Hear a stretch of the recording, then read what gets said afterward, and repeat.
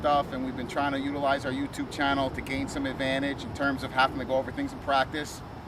Today I'm going to go over our gap lineups and the different techniques that we use to line up our defense alignments.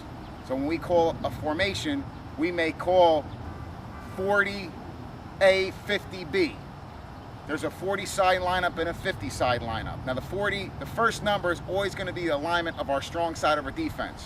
So if we call a 40A, that means the furthest person on the side of the defense is going to be in a 4 technique, which again, we're going to explain that later on. The other side of the defense, which would be the weaker side of the defense, is going to take a 5 technique. Again, we're going to explain that later on. Now the A signifies, as in 40A, that we're going to be blitzing the A gap. Okay, if I were to say 40A, 50B, that means we're also going to be blitzing the B gap on the weak side. Okay, I'm going to give an explanation of all those things, and I'm going to run through it again. But basically, strength side calls first, weak side calls second. 40, 50, strong, weak. Give a gap explanation, and we'll take it from there. Okay, as you can see, I've lined up a mock offensive line. Ball will indicate the center. So, based on the center, you have center, guard, guard, tackle, tackle, tight end. Between each position, you have a lettered gap. Always to each side of center, A, A. On each side of the guard, B, B. Outside of the tackles, C, C. Outside of the tight end is D.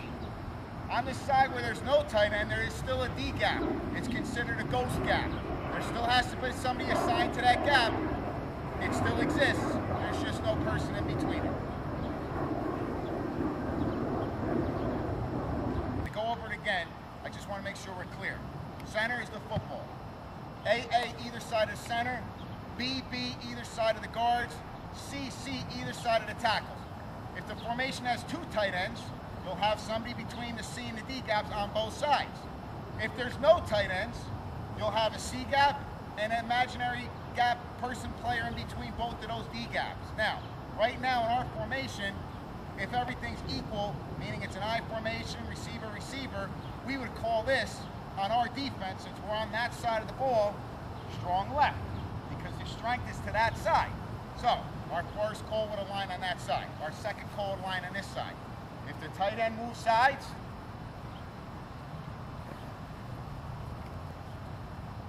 now the ghost gap is on that side, the strong side is in this side. We would then at that point call it strong right. This becomes strong right.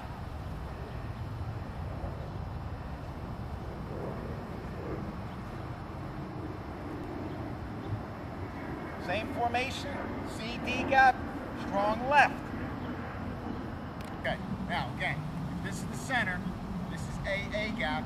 If we were aligning our defense and we knew that to go to this side, we called out strong left, okay? Basically what would happen is you would have somebody lined up. The Mike linebacker would line up and be responsible for the A gap on this side. This point and the B gap, okay? Our next responsibility on our weak side, okay, will be a 4 technique.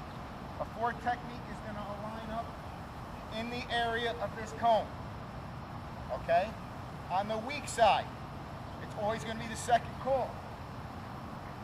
There's going to be a tackle in this A gap. He's going to be considered our nose. He'll be what's called a 1 technique.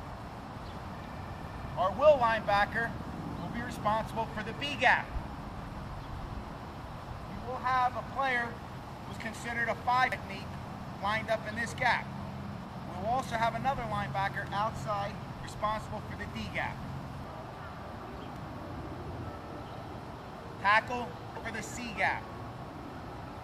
Our raider is responsible for our D gap.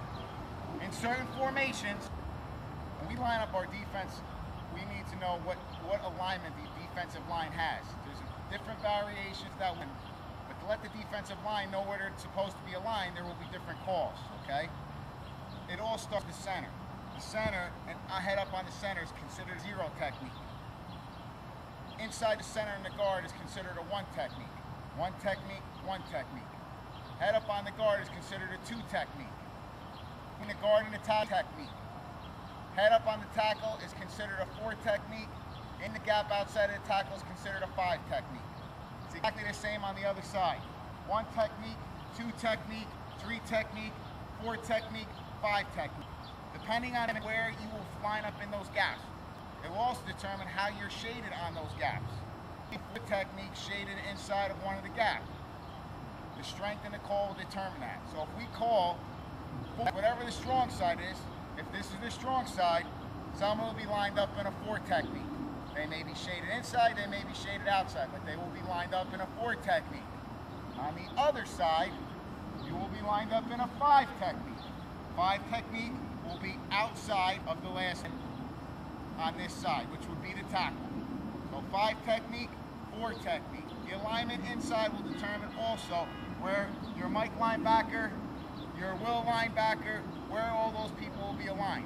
Inside it will tell you what every single gap will be filled with the responsibility from D gap to D gap, every gap inside. In the A gap, lineman's going to line up in the B gap. Lineman's going to line up in the C gap, okay? So on the weak side of defense, it's A and C. On the strong side of defense, it's B and C. Strong side, our linebacker is going to line up in the D gap, A gap, B gap on the weak side, and D gap on the weak side. So that's D, A, B, and D. That's the alignment. Every single player has a gap assignment, linebackers and defensive linemen. Everybody's going to walk up into their gaps. As you can see, every single gap is covered. D, C, B, A, B, C, and D. Every gap is covered.